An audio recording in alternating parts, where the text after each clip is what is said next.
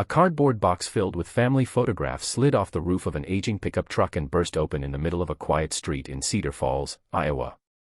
As the wind scattered pictures of birthdays, Christmas mornings, and a little boy holding his father's hand, Nathan Carter stood frozen, realizing that those photographs were all he had left after losing his job, his savings, and the home where every memory had been made.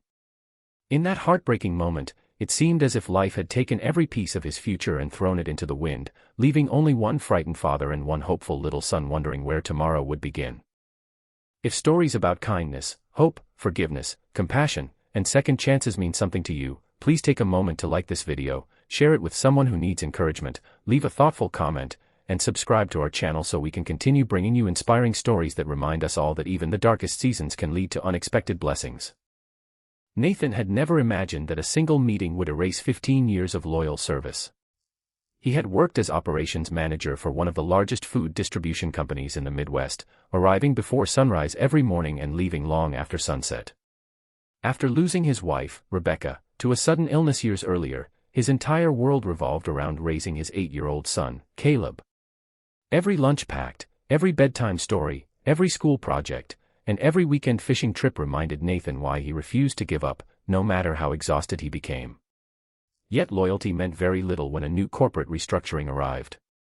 The newly appointed CEO, Jonathan Brooks, saw only numbers on spreadsheets.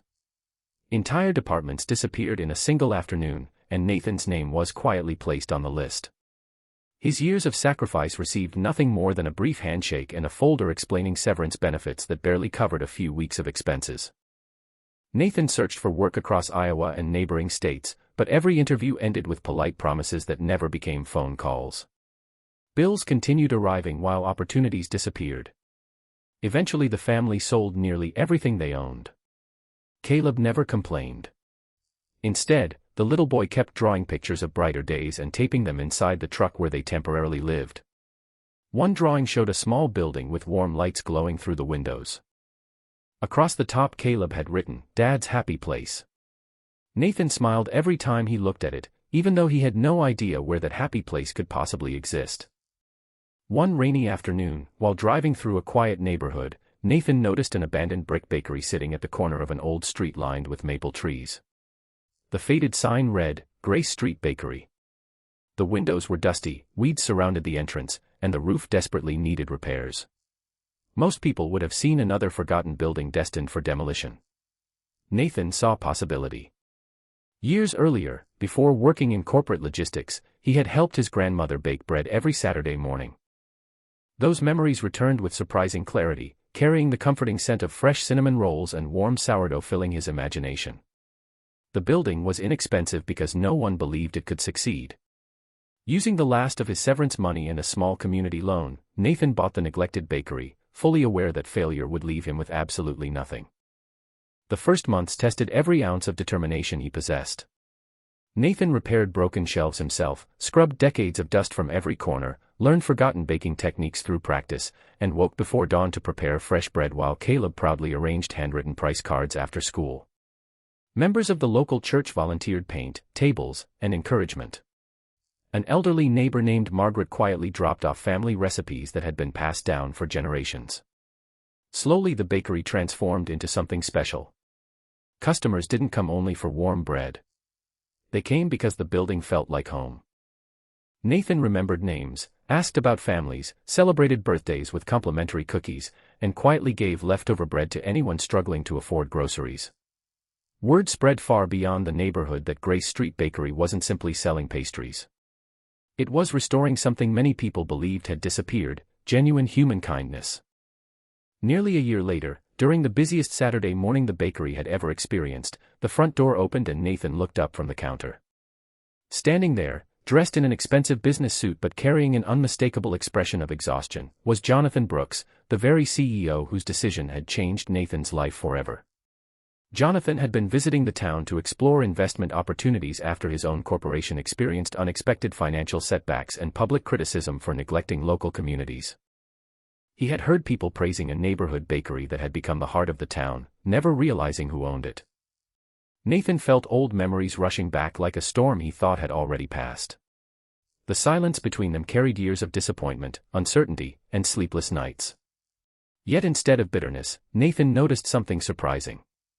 Jonathan looked tired in a way money could never fix. Success had surrounded him, but peace had quietly slipped away. Nathan served him a warm loaf of bread and fresh coffee with the same kindness he offered every customer.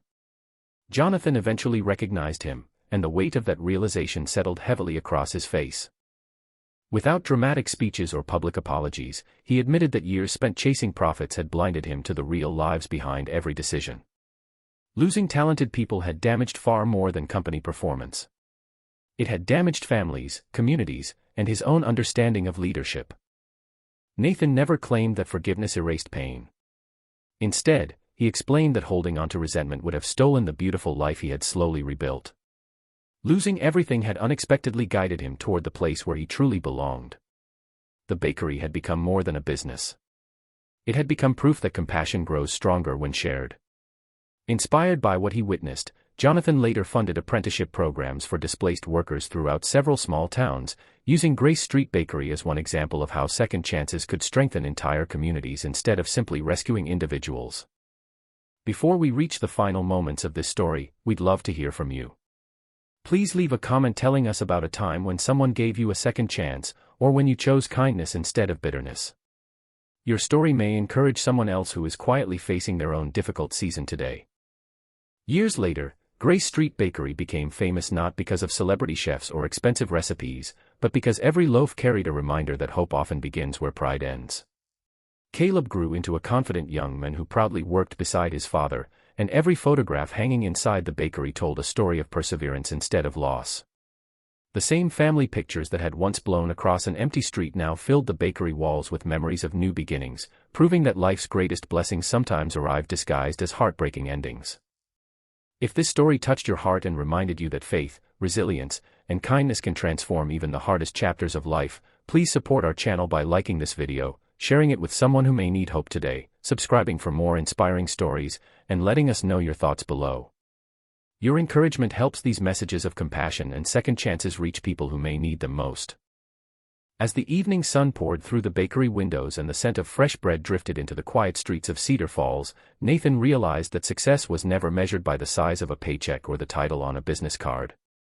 It was measured by the lives touched with love, the hope shared with strangers, and the courage to keep believing when every reason to quit stood right in front of you. Sometimes losing everything is not the end of the story. Sometimes it is simply the first page of the life you were always meant to live.